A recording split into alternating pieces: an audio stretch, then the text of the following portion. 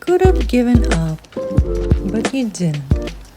You could have stopped believing, but you didn't. You could have kept living their expectations, but you decided to make this life your own. And in turn, you're here.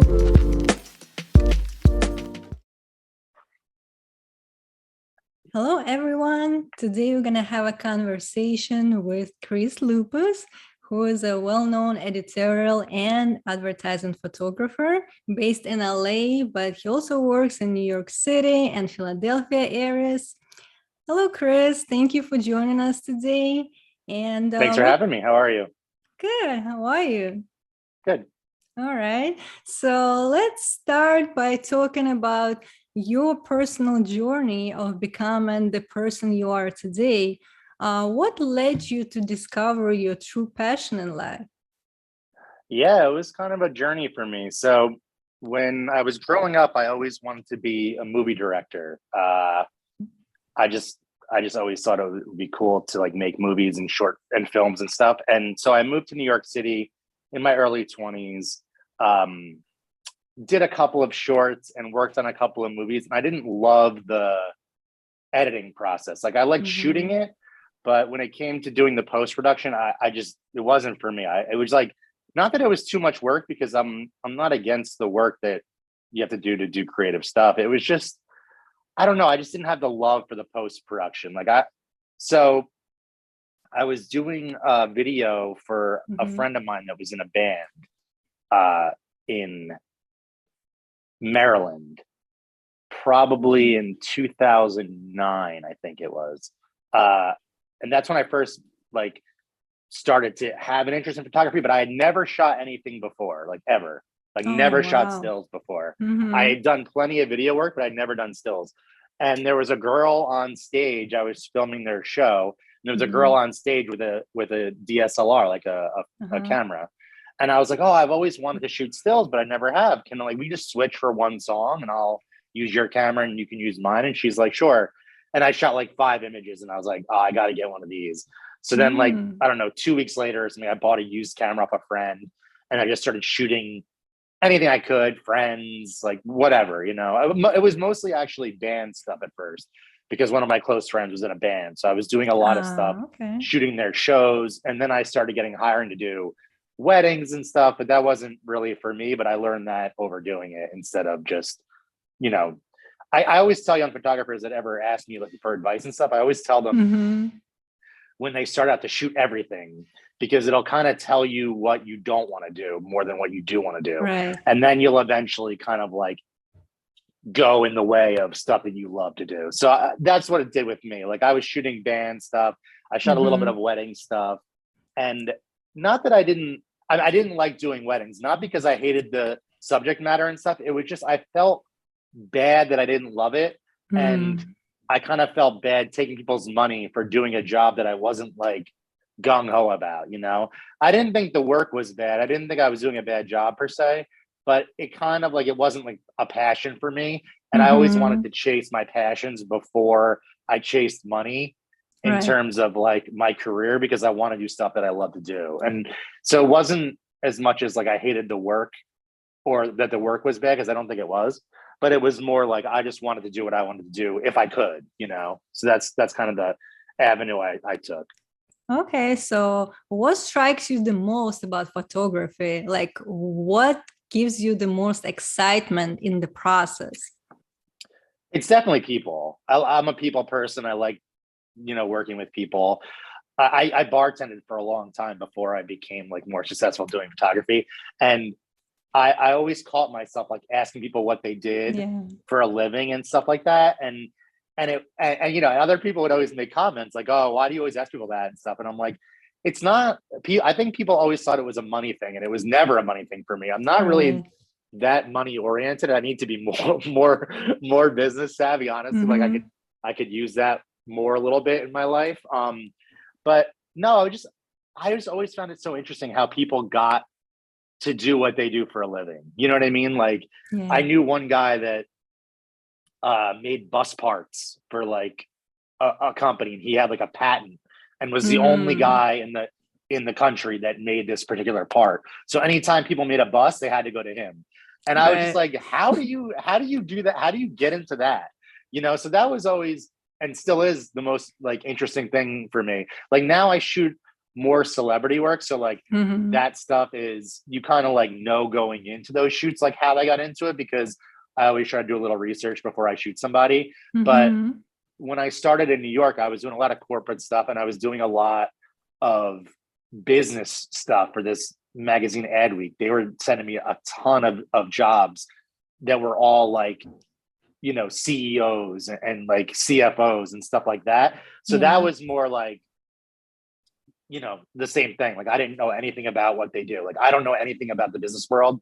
So meeting those guys was kind of interesting. Just see how people live differently, and like, just their personality is different. Cause I only really hang around artist types, personally. So just seeing people that were like so driven by money and stuff like that. And in the, not that they're driven by money, but they're in the financial sector and all that. That's like such a different world to me. Whereas I'm just more of like the artist friends and, stuff like that. Yeah, I see you like the creative process of it and bringing out the unique, I guess, features of people that you shoot. And I've seen a lot of your work and a lot of portraits that you do. It's kind of highlights the uniqueness, like I said, in every individual that you shoot. Is anything that you would share with others in terms of the advice of finding your own, I guess, voice or passion? Where should they start? How would they know this is something they need to explore further? Yeah, well, with photography, I mean, that's kind of the only way that I can give people advice, because that's kind of what I know the best. I mean, but it works with film and anything. I always just try to like do what I want to do, and you'll kind of find the people that like that style. You know what I mean? Like, I think when I first started out, I was trying to like shoot work like people that I was a fan of, or that I wanted to like emulate their style or whatever. And then eventually you kind of just find what you really want to do and like your voice, and like you kind of see it through your images, but that takes a little while, So I think, did you ever hear of Malcolm Gladwell's 10,000 hours? Have you ever heard that? Yeah, of course. I've heard. Yeah, so that's a good thing. I mean, I don't know if it's 10,000 exactly for photography. I'm sure by now it has been, but that's good advice, just to kind of just like constantly be working on your craft and like trying to like hone your craft, because I have a friend back where I grew up that had started doing photography like 2 years ago or so, and she's really, really good. And she does like families and weddings and stuff like that. She doesn't do the kind of work that I do, but she took to it so fast, like some people just have it in them, and then some people have to work a little harder for it. And I was one of the people that had to kind of like work a little bit harder for it, but it's okay. I mean, I love it. Going back to the video stuff, like I love editing. I love editing photography, but I didn't love editing video. But like photos and stuff, like I kind of go into shoots knowing how I want it to look. And so it's not really a deep editing process for me, like in the post-production. It's kind of like in camera, I kind of get as close as I can to like how I want it to look in my head.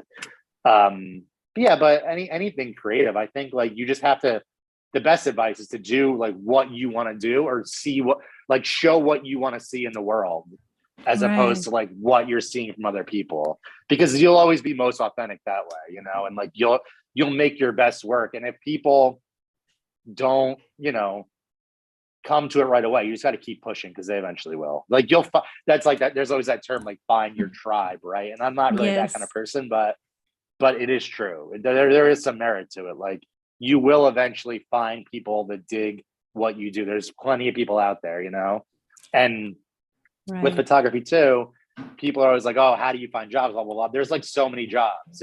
There's enough for everyone. It's like the, the secret. I don't know if you ever got into any of that.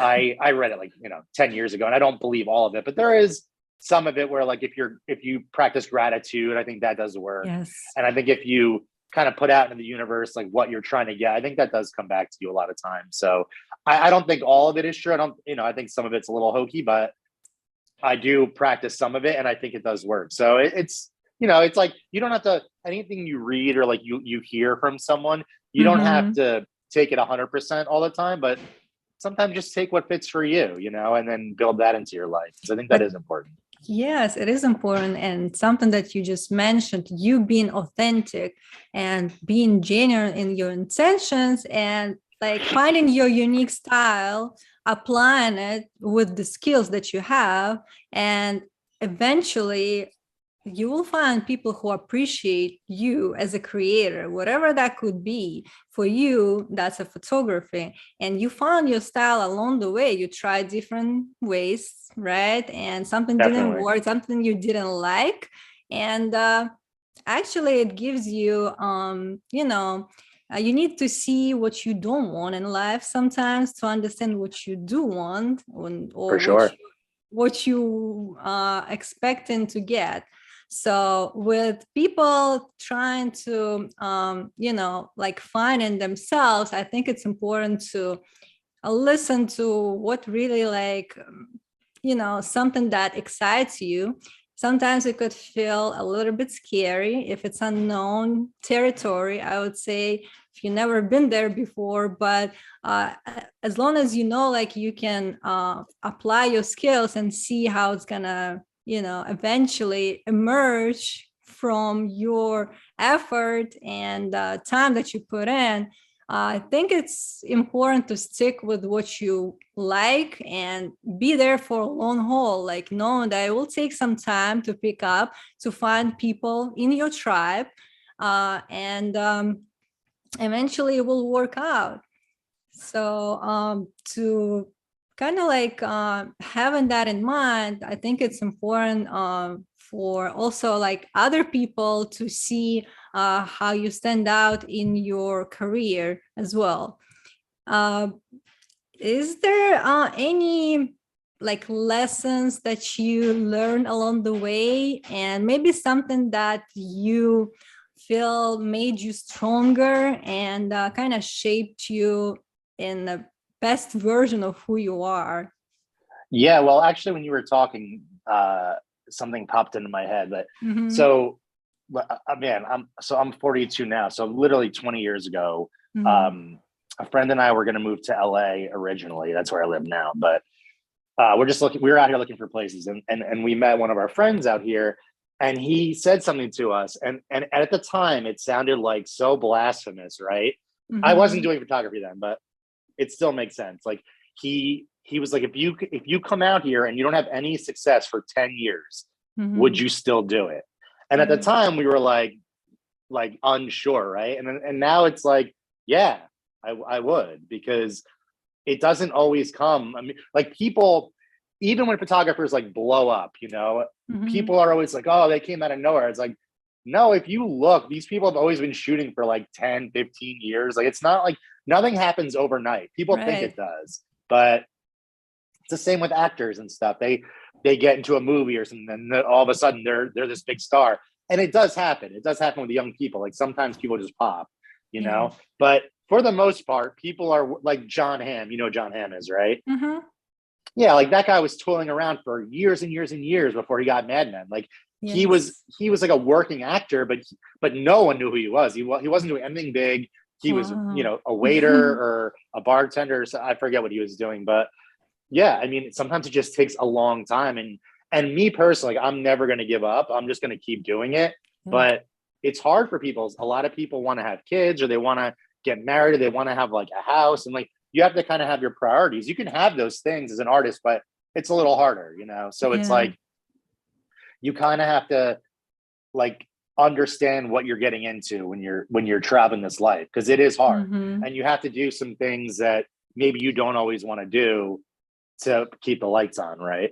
Right. Like, in Of terms of course. jobs and stuff. And I Yeah. think people a lot of times feel, and I've done this too, but they feel like once they're getting hired as an artist, or as a photographer, doing videos or whatever you do, Mm-hmm. like, you don't want to then still bartender. You don't want to then still have Yeah. a side job to pay the bills. And it's like, well, I mean, you're still doing what you really want to do.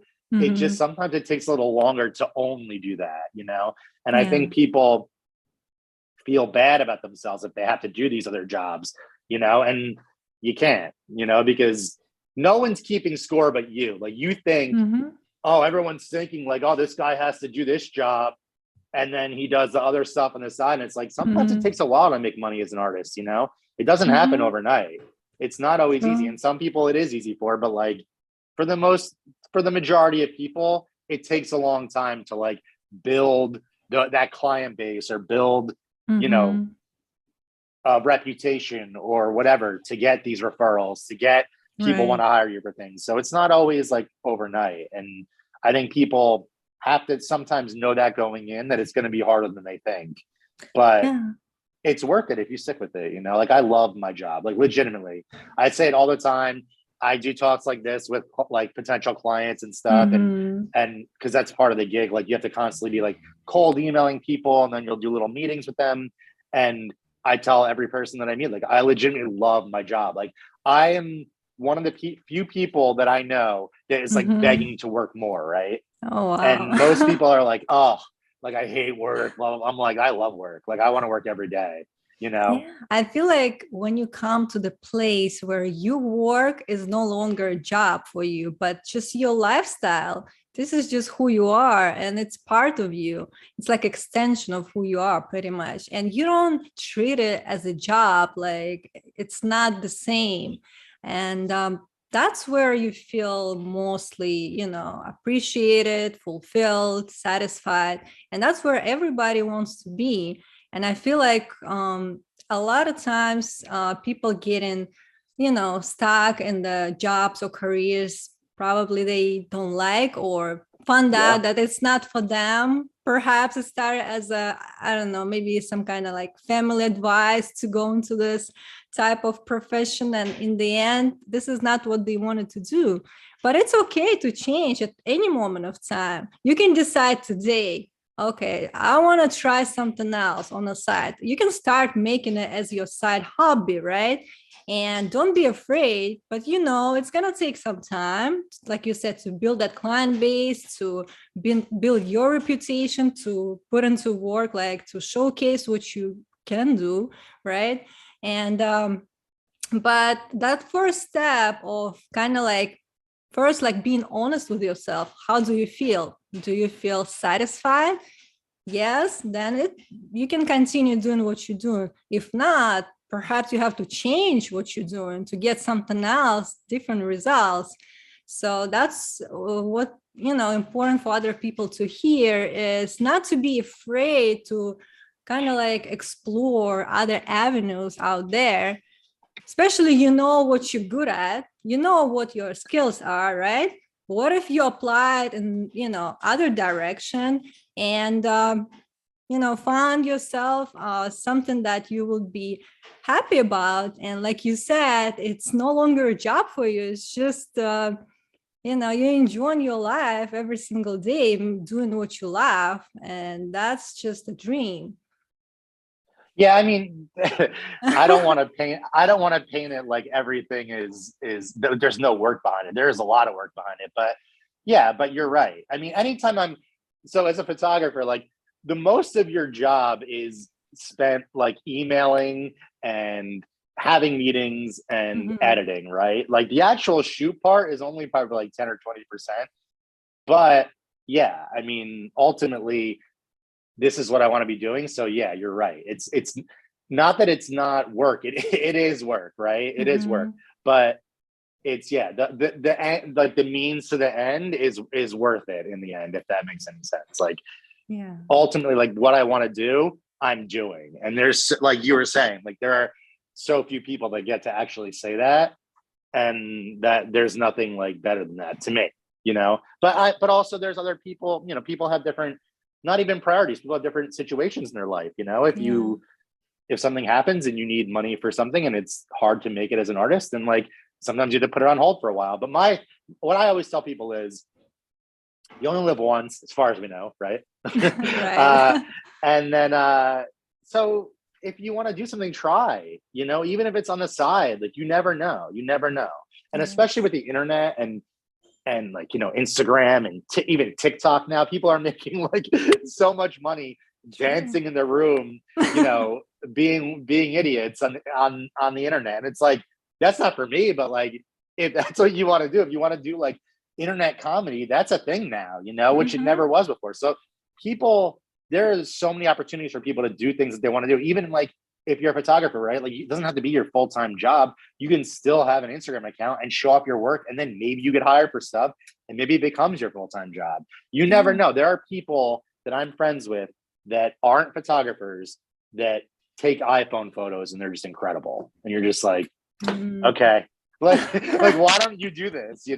Like you're so good at this, but sometimes people just don't, that's not their path, but you never know what your path can be if you actually put yourself out there. And that's the hardest part with being an artist and doing creative stuff is like the fear of failure, but I don't have that anymore. I guess it's just kind of like built into the life, I think people are always scared, like, oh, I try this, people are going to say, oh, your work stinks or something like that. And like, I've never personally had that happen. I mean, maybe it does, but I think it's more like the fear of rejection. But most of the time in like the art world, you don't really get rejected. You just don't hear anything, right? It's not like people are like, oh, you like sending you like nasty emails, like most of the time it's just they either write back, oh, your stuff's great, like we'll keep you in mind, and then like you just don't hear from those people, and that's a form of rejection, I guess. But for the most part, it's either you don't hear from them at all, or you hear back like, oh, we like your stuff, we'll keep you in mind. But you never know, because I've had people email me 3 years later, like, and hire me for stuff that I never thought that I would ever work with them, So I think people take rejection in different ways, but I think as an artist, you kind of have to have it built in and just not worry about it. Just like keep doing your thing and just really, really believe that it's going to happen for you. Because that's like the biggest thing. Like you have to have that self-assuredness and that belief that like what you're doing is going to get you there, Right. Yeah, I totally agree with you. Yeah, believing in yourself and knowing that it's just a matter of time when it takes off, but it will eventually.